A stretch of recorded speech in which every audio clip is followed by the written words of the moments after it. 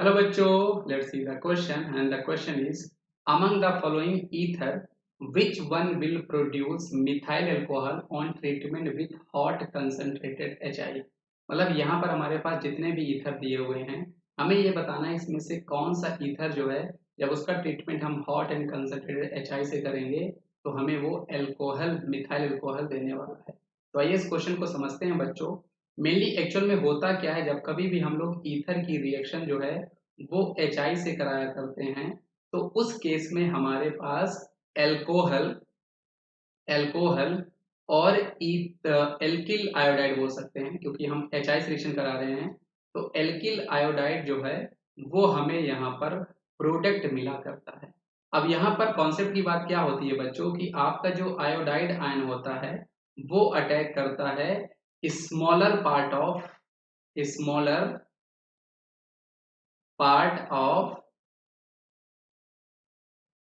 Alkyl. मतलब जो हमारे पास ईथर में दो तरफ एल्किल ग्रुप अटैच होते हैं ना, क्योंकि ईथर का स्ट्रक्चर आपके पास कुछ ऐसा होता है। तो आपका आयोडाइड आयन जो होता है वो अटैक करता है स्मॉलर पार्ट ऑफ एल्किल, है ना, जहाँ पे स्टेरिक हिंडेंस थोड़ा कम हो ऐसा होता है।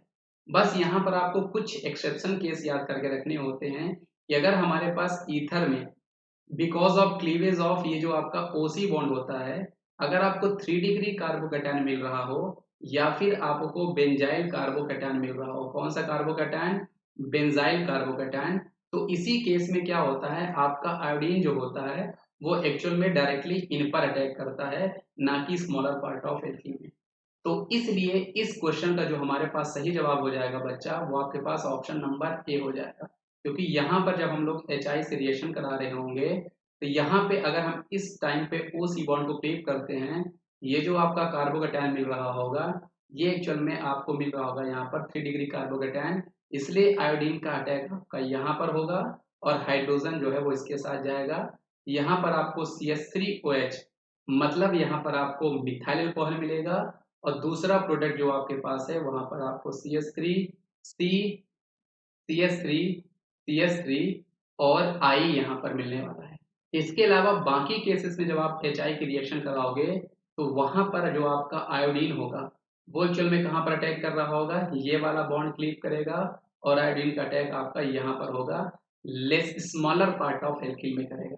इस केस में भी आपका यहीं पर अटैक करेगा आयोडीन, यहाँ पर आपका हाइड्रोजन जाएगा, यहाँ हाइड्रोजन जाएगा, और इसको क्लीव करने पर यहाँ पर आपका यहाँ पर आपको हाइड्रोजन जाएगा। तो बाकी सभी केस में आपको एल्किल आयोडाइड मिलने वाला है। तो आई होप आपको ये कॉन्सेप्ट समझ में आया होगा बच्चों। इस क्वेश्चन का सही जवाब हमारे पास ऑप्शन नंबर ए हो जाएगा। सो थैंक यू बच्चों।